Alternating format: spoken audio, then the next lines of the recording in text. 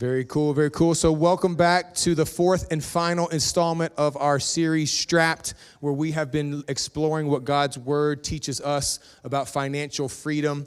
Today I'm excited to have a guest to Story Heights, but someone who's become a fast friend of Crystal and I here all the way from Dallas, Texas in Fellowship Church to come and share with you this morning. Would you guys help me welcome my good friend, Pastor Brad White.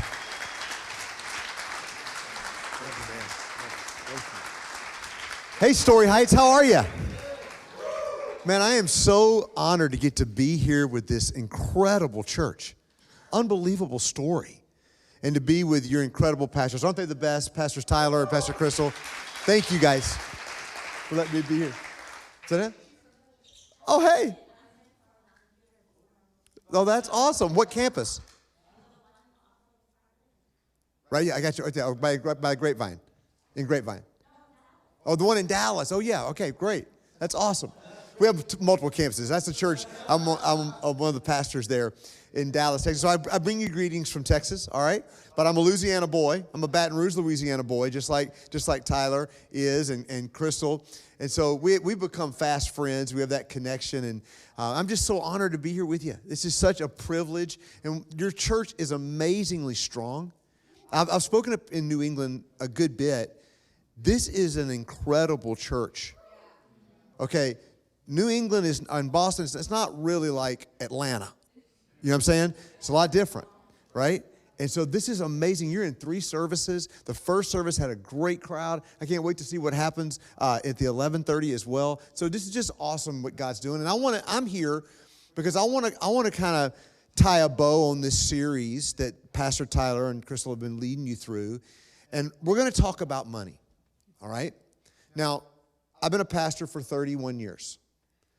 People get funny when you talk about money because it's been abused. Okay? All right? So I want to take the air out of the room a little bit, of the tension. Number 1, God doesn't need your money. Okay? God's not broke. God has no needs. God has all the wealth in the world. Okay? He would make Jeff Bezos look like me. Okay? You with me? Okay. Number 2, StoryHeights Church doesn't need your money. But we're just talking about, no, let me help you. Whether you give or not, the first fruits offering is going to be incredible. It doesn't depend on you. Right? Number two, let me help you. Number 2, God's been taking care of this church long before you and I ever arrived. You with me? Take care of it. So this is not a scheme or a scam to make you feel guilty and ashamed so that you give more money. We're not here to get something from you. Okay? I speak for Tyler and Crystal here. They're not here to get something from you. They're here to do something for you. You with me? And we're going to learn about this. Because how many of you say, Brad, I want to be financially blessed? Okay? Okay, now let me help you. What is financial blessing? Well, it's more money.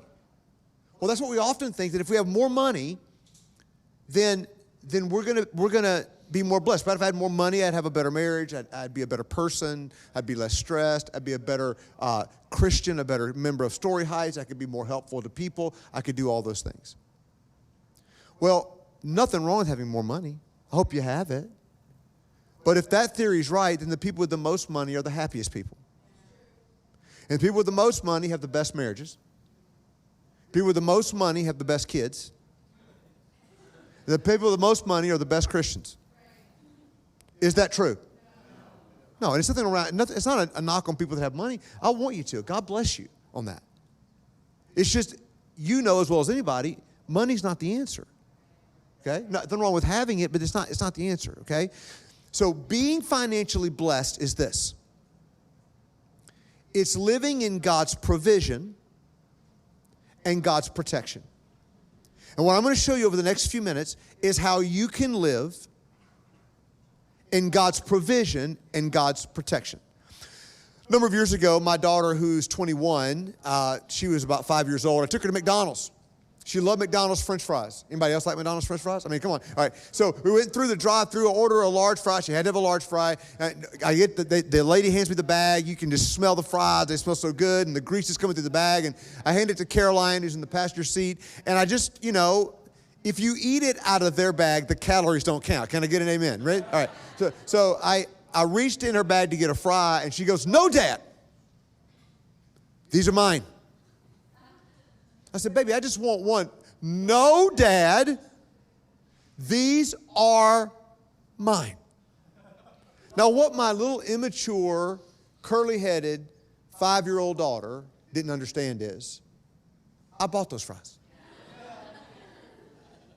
I think I got a right to eat all 300 of them that are in that box, right? But even greater, here's what she didn't understand. I had the resources to buy her a whole lot more fries. You with me? And see, oftentimes we approach money like Caroline.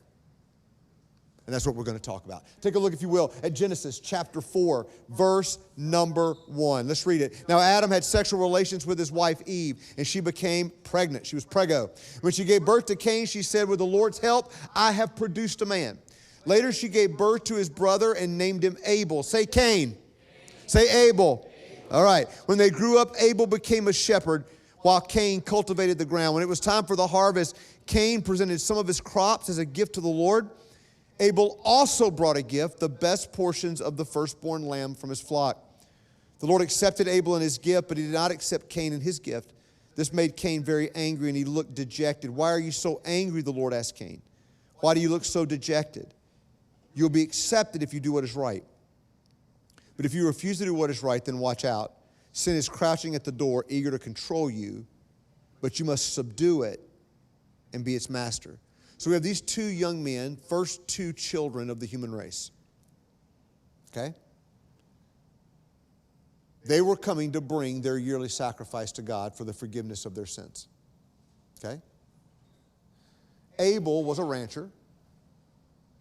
Cain was a farmer. They both brought offerings. But God accepted Abel's and he rejected Cain's. Now here's the question I want us to drill down into. Why did God reject Cain's? Right? Maybe because he didn't bring a lamb.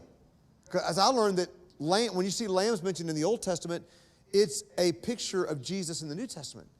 So God knew that, so because he brought fruits and vegetables, he rejected it. Makes sense, but that's not why I did it. Why did God accept Abel's offering and reject Cain's? Look, if you will, at verse 3 again. When it was time for the harvest, Cain presented some of his crops as a gift to the Lord. Here's what that means. He presented some, or after the fullness of time in some translations. Here's what it means. Cain did not bring the best to God. Now, let me stop here for a second and give you this principle that's all throughout the Bible. It's called the principle of the first. It was established in creation. These are the first two offspring of the human race. It's established here, and it's carried all the way through Revelation, the last book of the Bible. And here's the principle of the first that God taught us. Wherever you put God first, he blesses the rest. You put God first in your marriage, he blesses the rest. Now, blessings don't mean the absence of problems. It means provision, protection. You with me? You put him first in your job, God blesses it. Doesn't mean you won't get fired. You won't get laid off. But when you are, his provision and protection. Are you with me? Okay? So, wherever you put him, and you put him first in your finances. All right? I'm going to explain what that means. But God established the principle of the first. Cain did not do it. What it means that he waited after some time, after the fullness of time, it means he took care of all of his business and brought leftovers to God. So he paid all his bills. He took care of his employees. He wouldn't do anything illegal with it. He was just doing what most of us do. He was taking care of his business, paying his debts, taking care of his deal. And then he had some left over, and he brought some of the leftovers to God. So here was Cain's heart. You ready? He was like Caroline. It's mine, not yours. I tell you what, God, I'm going to bring you something, but God, I will bring you what I want to bring you when I want to bring it. I determine where the money goes. I worked for it. I earned it. I cultivated the ground. I did it all. And God, I thank you that you helped me, but God, it's mine, and I will bring you what I want when I want it. That's the heart of Cain. Abel, on the other hand, look at verse 4. Abel also brought a gift, the best portions of the firstborn lambs from his flock. Now, Abel brought the firstborn male lamb. Now, if you're in the ranching business, you need male lambs. You with me? It's biology 101, right? When you bring the firstborn lamb, there's no guarantee there's a secondborn lamb, male lamb. He brought that lamb on faith, trusted God, right? And he brought the best portions of the lamb. Now, this is interesting. See, the best portions of meat in God's economy is the fatty meat. We don't totally understand that other than it's the best tasting meat. So God was into the ribeyes, not the filet. Come on, you can amen that. He was in Texas we say, he was into the moist brisket, not the dry. All right? All right, you know what I'm saying? He was into the wet brisket, called wet brisket. He was into the wet brisket, not the dry, because it tastes better. So he brought the firstborn lamb and he brought the best portions. He obeyed God. And Abel's was this: it's yours, not mine. Here's what Abel understood, and here's what we must understand. All that we have is God's. I earned it. You did. But who gave you the body that you could earn it with? God. Who gave you the mind where you could do finance, you could be an entrepreneur, you could solve problems, you could do surgery, you could, whatever your career is, you could be an attorney. Who gave you that? Who gives you breath in your lungs and the blood that flows through your veins? So here's the deal. You earned it, but you earned it with the vehicle he gave you. And here's what he says: I want you to enjoy the fruits of your labor, but I want you to return to me the divine portion. What's the divine portion? This is where it starts. So this first fruits, what we're going to be walking in here the next few weeks, this is the foundation. Here's the foundation. So how many of you get paid every 2 weeks? Okay? About every week? Once a month? How many of you say, Brad, I just want to get paid? Raise your hand. Come on. Okay. Every time you get paid, it's a test. Payday is a test day. And the test is this: who am I going to trust with my future, and who am I going to thank for this? Most people thank the bank. They thank their kids. They thank Ford Motor Company, GM, GMAC. I can go down the list. They thank all these people. Now, nothing wrong with those companies, but they can't provide for your future. But God can. You follow me? Okay. So here's what he says. Let's say you get paid $1,000 every 2 weeks. He said, I gave you the whole 1,000. But I want you to return to me out of gratitude. Now, he doesn't say give it, because this is not giving. I'll get to giving in a minute. This is returning. I return the first 10% to God. So the first 100 out of 1,000 goes to God through my church, StoryHeights Church, if this is your church. That's God's plan. It's not an amount of money, it's a percentage of money. That way, the kid who does babysitting can participate. The barista at Starbucks can participate. And the multimillionaire can participate. I bring God the first. He said, if you bring me the first 100 first. See, the word tithe in the original Hebrew language is the word ma-ha-aser. Say that with me. Ma-ha-aser. One more time. Ma-ha-aser. You didn't realize what you're going to learn today, man. You're learning a lot. All right. Ma-ha-aser doesn't mean 10% out of 100. It means the first 10% out of 100. It's not I spend 90 and then bring God 10. It's the first 10. The percentage is the same. The priority is different. You see what I'm saying? And I bring the first 100 and I live off 900. Here's what he says. If you bring the first 100 and you live off 900 and you live by my financial principles, I'm not going to blow it. I'm going to go buy me a new car. None of that. I'm going to live by these principles. Here's what he says. I'll provide more for you through 900 than you ever could through 1,000. I'm going to tell you why. You're limited. You can only work so many hours. You can only be up so long every day. You can only be in so many rooms at one time. God never sleeps. He never gets tired. He never gets weary. What does God's provision mean when he says, I'll bless you? Does that mean I get everything I want? No. He says, I'll meet your basic needs, food, shelter, clothing.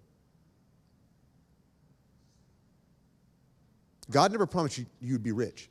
If anybody tells you you give to God, you're going to be rich, that's heresy. Because for some of us, being rich would destroy us. Okay? But he says, I will meet your basic needs. And then his protection is, I'll go to work on your behalf. Okay? Here's another thing. When you get paid, if you don't bring the first to God, your income is cursed. Now, that's not like some kind of voodoo curse. Think of the word consequences. Okay? What does it mean? Money that's not given to God first is money that will divide. Okay? It will. It'll divide you in your heart. You can't get enough of it.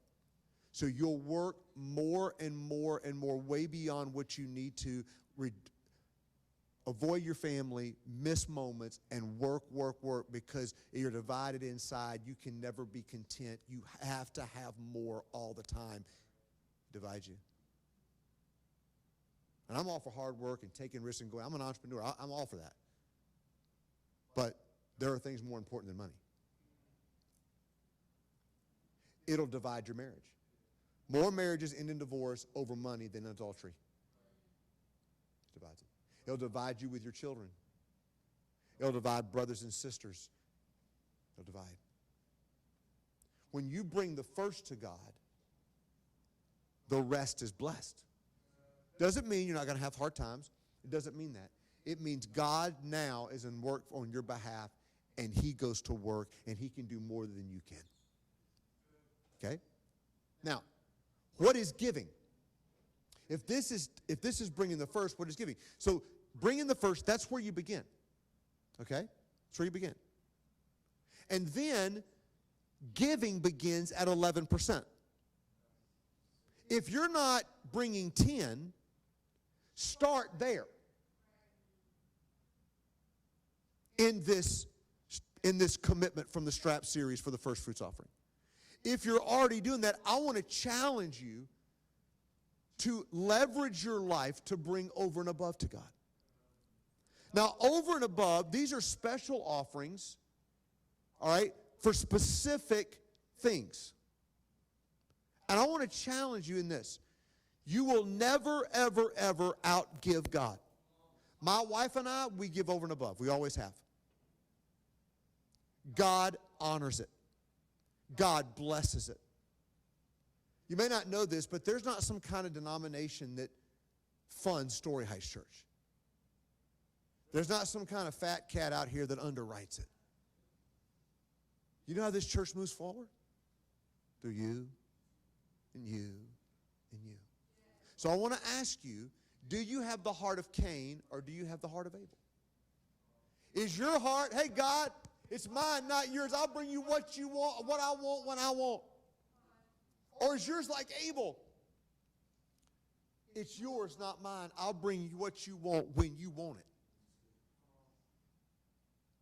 Now, I'm going to give you 3 things around this about your heart. This reveals the condition of my heart. I doubt it, but maybe there's somebody in here that doesn't like me right now. I've never understood why people don't like me, Tyler. I look at myself in the mirror and I think, how could anybody not love that face? But through the years as a pastor, there have been a few people that didn't like me. All right? All right? And you may be, this is a sweet church, but there may be somebody that's like, dude, I hate him talking about this. This makes me angry. All churches want money. Now, if that's you, I want to give you some love. You have a heart of Cain. You have a heart of Cain. The reason you don't like it is because it's hitting you between the eyes. And I say that in love, not shame, not pointing my finger. I'm saying that in love. Because how you see your resources is, it's mine, and you're talking about mine, and I want you to shut up talking about mine. You with me? Look what happened to Cain. Genesis chapter 4, verse 8. One day Cain suggested to his brother, let's go out into the fields. And while they were in the field, Cain attacked his brother and killed him. Why did Cain kill Abel? Divided. So two ways to know the condition of my heart. My calendar and my bank account.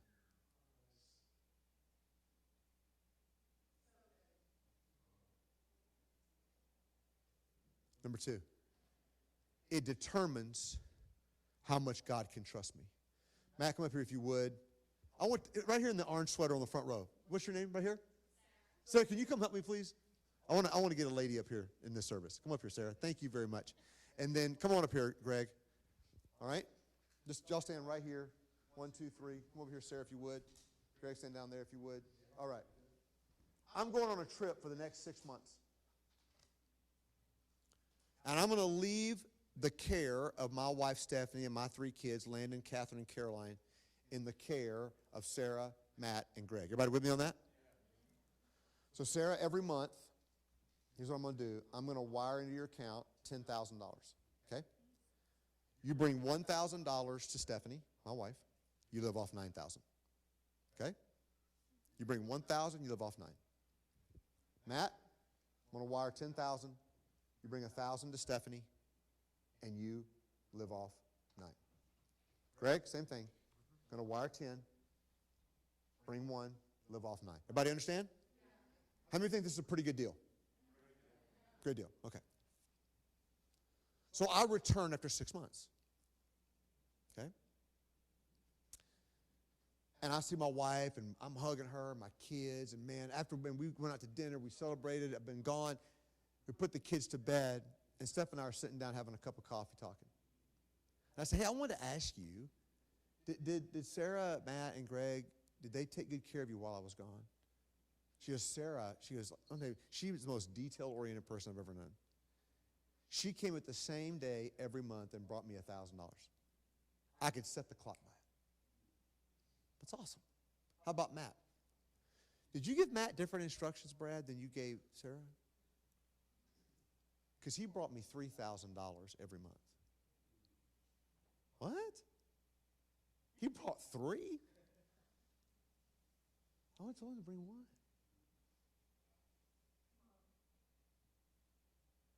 How about Greg? She goes, Greg's a great guy. But I don't know what's going on with Greg, because the first month he brought like $800. Then it went down about $100 each month. You mean I deposited $60,000 in Greg's account? And that's all he brought? Now let me ask you a question, StoryHeights Church. Could I trust Sarah with more? Could I trust Matt with more? Could I trust Greg? No. Why couldn't I trust Greg? He stole from me, didn't he? Okay. Now listen to me. This is my wife and kids. And you're spending money on yourself. You didn't take care of my wife and kids, the most precious things in the world to me. Do you know what Jesus calls StoryHeights Church? his bride. You know what he calls you? His kids. One day we're going to stand before God, every single one of us. Now I want to give you, listen, this is not shame, but I'm here to challenge you, and I'm a straight shooter. I don't play games. 72% of those who attend StoryHeights Church are here. 72%. Listen, we want to go over and above, and some of you will, many of you will, but a whole lot of you need to start at first base and put God first. You say, Brad, is that because of the economy? No, it has nothing to do with the economy. It's a heart thing. Now, here's the thing. You can begin this.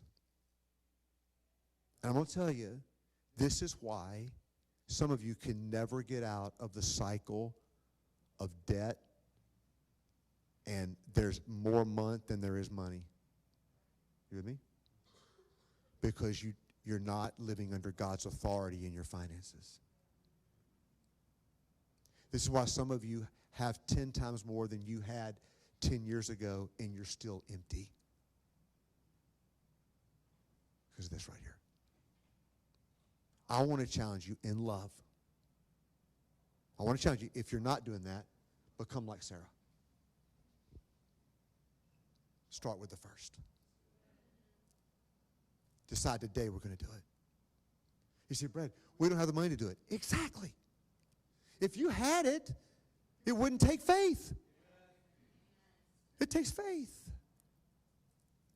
If you're already Sarah, I want to challenge you in this offering to do what Matt did. Over and above. You with me? Last point. Thanks, guys. Give me a hand. Give back the money, though. Give back the money. Okay. All right. Thanks. One last thing, and I want to close so we can get to the next service. So the first thing was it reveals the condition of my heart. Number two, it determines how much God can trust me. Number three, my heart. Do I have a heart of Cain, a heart of Abel? It determines how long it lives. Look at Hebrews chapter 11. It was by faith that Abel brought a more acceptable offering to God than Cain did. Abel's offering gave evidence that he was a righteous man, and God showed his approval of his gifts. Now watch this. This is the phrase that pays. Although Abel is long dead, they've been dead thousands of years, he still speaks to us by his example of faith. What does this mean? Cain's didn't live on. Abel's did. The testimony, the legacy of his offering lived on. And we'll give you just this incredible principle that I hope sinks so deep in your soul you never get over it. In the spring of 2000, my wife Stephanie and I and our 2-year-old son felt God call us to go to Tampa like God called Tyler and Crystal to Boston. We got called to Tampa to start a church. We didn't know anybody, didn't know anything. So I was breaking the news of this to my in-laws while riding to go out to eat in their Suburban. So I'm in the passenger seat, my father-in-law's driving, Steph's in the back seat, her late 80-year-old grandmother sitting in the middle.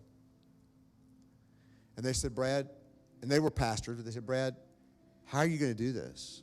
Where are you going to get the money? I said, well, first of all, I'm going to raise the money.